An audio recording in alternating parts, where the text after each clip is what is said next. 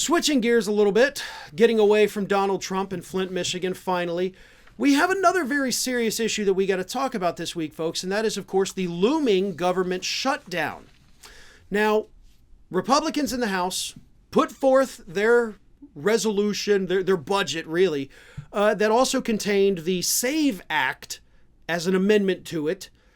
So the SAVE Act, for those who are not familiar, is, of course, the legislation that Donald Trump has been pushing that makes illegal that which is already illegal, because it makes it a crime for non-citizens to vote in federal U.S. elections, which, again, is already a crime. We don't need that. But what it also does is it gives Republicans more leeway to kick people off voting rolls in their states if they have a foreign-sounding name, and it forces people to bring documentation that they were born in the United States when they register to vote, which could include a birth certificate or a passport. Something that a lot of people either don't have a passport, or if you're like me, you really have no idea where your birth certificate is, and I understand that that's probably a problem, but it's the sad reality for a lot of us. But we don't need the SAVE Act, and it is, of course, a way for Republicans to further keep people from voting.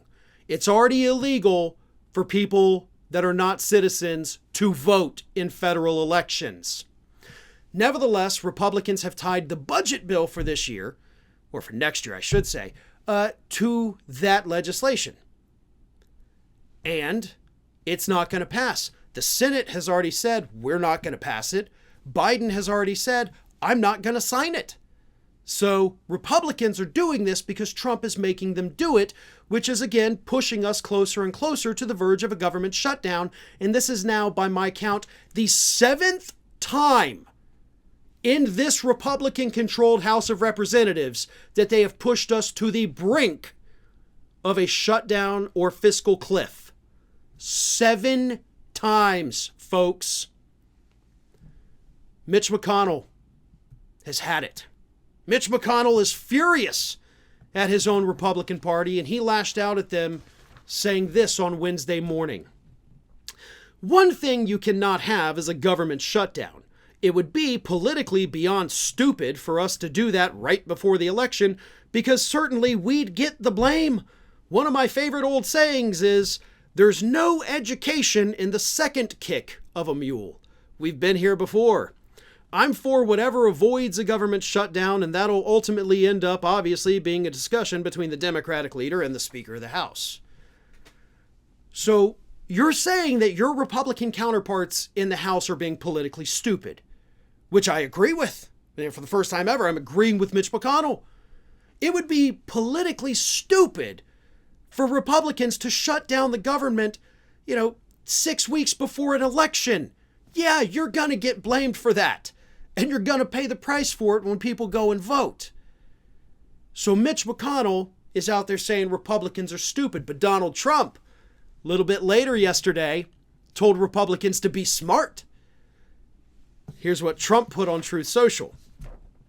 If Republicans don't get the SAVE Act and every ounce of it, they should not agree to a continuing resolution in any way, shape, or form. Democrats are registering illegal voters by the tens of thousands as we speak.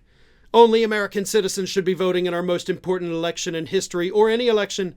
A vote must happen before the election, not after the election when it is too late. Be smart, Republicans. You've been pushed around long enough by the Democrats. Don't let it happen again. So Mitch McConnell is saying, you guys are stupid. Donald Trump is like, no, you're super smart. I'm going to go with Mitch McConnell on this. Republicans are being very stupid. A government shutdown would not only be disastrous for them politically, it would be a disaster for the country. The furloughed workers, the delayed payments, people don't get money. It's a horrible situation for everyone.